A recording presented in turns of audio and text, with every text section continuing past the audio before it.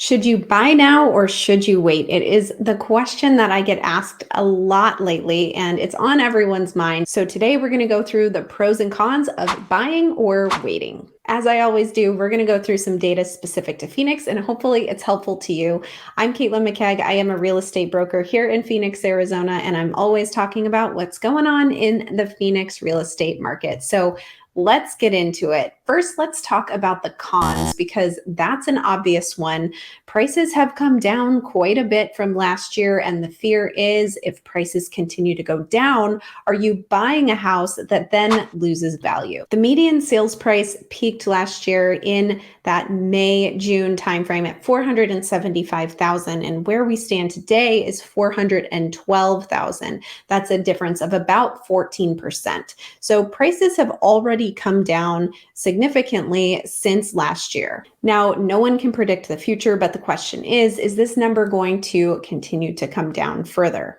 That's something to consider if you're thinking of buying right now, but honestly, isn't that something to consider if you're thinking about buying anytime? Now, another con to buying right now is that interest rates are high, and they're higher than they were last year by a lot, actually. Looking at this interest rate chart, you can see that we hit a high last year around that October September timeframe at about 7.08% interest. And if you compare that to where we were at towards the end of 2021 and beginning of 2022, it's a pretty big difference.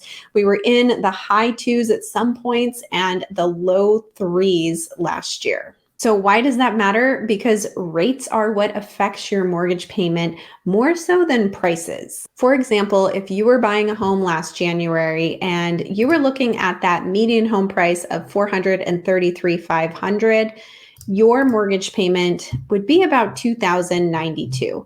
Let's assume you did 10% down and you got that interest rate of 3.45%, which was common around that time with that 433 price, $2,000 a month. Now, if we look at the pricing of where we're at today at $412,000 for the median home price, and we look at the interest rates that we have right now, about 6.15%, you'll see that this is a pretty big difference in your mortgage payment, and it's higher at $2,597, almost $600 a month difference, even though the purchase price is lower, but the interest rate is that much higher. So that's another con. Even though it's great to see that prices have come down, your affordability on a monthly basis is really not that great compared to last year. Which brings me to my next point of affordability.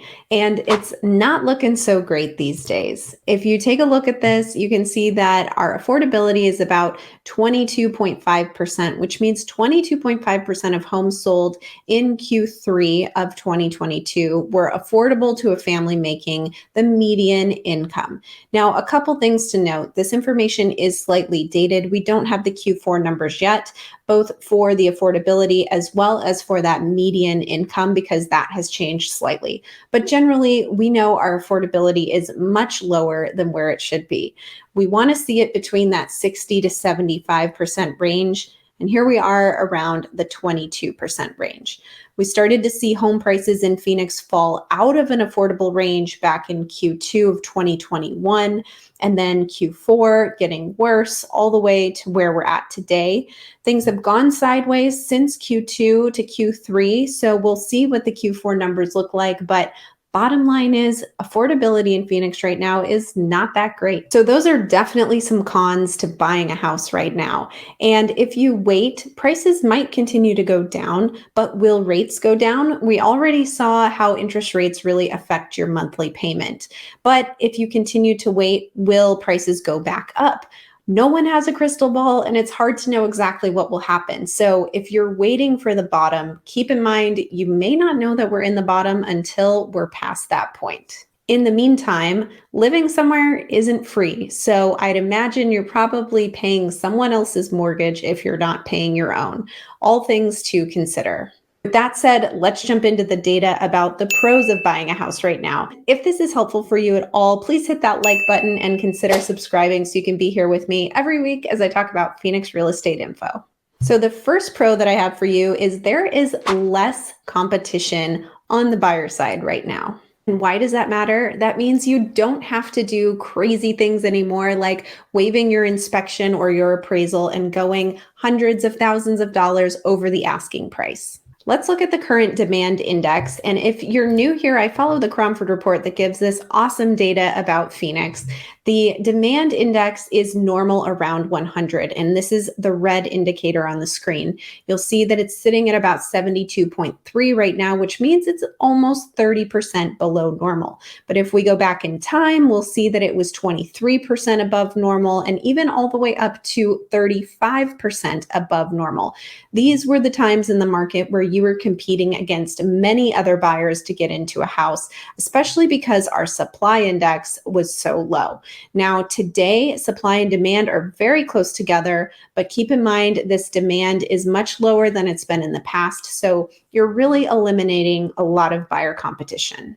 The next pro to buying right now is that rates have come down. Now, I know I just talked about how rates are higher than they were last year, and they are, but rates have seen a pretty big decline for the first time since September. When we peaked back in the September and October timeframe at 7.08%, just over 7%, we ended up coming down to today where we're at about 6.15. So will this continue? Again, I don't know for sure, but for now, rates have come down and it's a very welcome surprise for everyone to see this change because it makes it more affordable for you to own a house when you have an interest rate that is lower. And although 6.15% feels like nothing to write home about, this is actually lower than the long-term average. You can kind of see it on this chart, but I'm going to show you a different one instead. And the long-term average for interest rates since 1971 is 7.76%. So being at 6.15, we are below that. And you can see that we've been below this long-term average for quite a while, since about 2001 or so, and we're still below that. So although these rates feel really high compared to where we were at last year in that 3% range, we're still below that long-term average.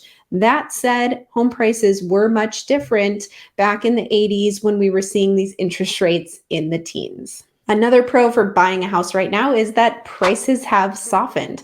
And we already looked at this, but keep in mind there's been a 14% decrease in home prices here in the Phoenix area since May of 2022. So that is something that's awesome to see as a home buyer and something you may want to consider taking advantage of. Finally, the last pro that I have for buying right now is sellers are a bit more negotiable.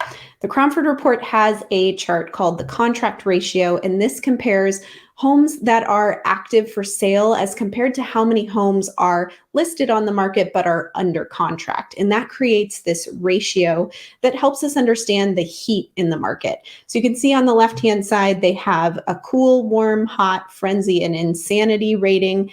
And here we are sitting at 41.9 today, which is right in that warm market range. But note that the last 3 weeks, this number has continued to increase, which is the first increase that we've seen in this chart since we started to trend down last March. So will this continue or not? It's a good question, but we do seem to be on more of an uptick.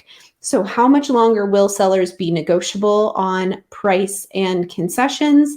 It's anyone's guess, but as this market starts to heat up, you'll see less and less of that kind of behavior. So things you need to keep in mind when you're considering buying a house in any market. Number one, how long do you plan to hold this house? If it's a primary home for you and you plan to live in the house for 5, 10 years, even more than that, more than likely your value is going to go up over time, even if it fluctuates along the way. So even though things have been volatile over the last year, it doesn't mean that we'll continue to see that volatility. And if we do, and you plan to hold for 5 years, 10 years or more, you're more than likely to come out on top at the end of that time frame. Second, you want to make sure that you can pay your mortgage payment with the money that you get from your job, your career, whatever it is. So make sure you have a stable income, make sure that the payment is affordable to you, and you're not going to be in a situation where you can't make a mortgage payment. Those are the two most important things to consider. If this is something you're thinking about and you're trying to weigh those pros and cons, you can always have a discovery call with me. So check the description below and click that link to set up a time to chat. Let's be honest, if any of us had a crystal ball, we would be doing the right thing right now, but it's hard to know exactly what to do. So looking at the data tells us where we're at today, and we can only make a guess, an educated guess as to where things will be in the future. Thanks for joining me today. I'm Caitlin McKeag. I will see you guys next week with another market update.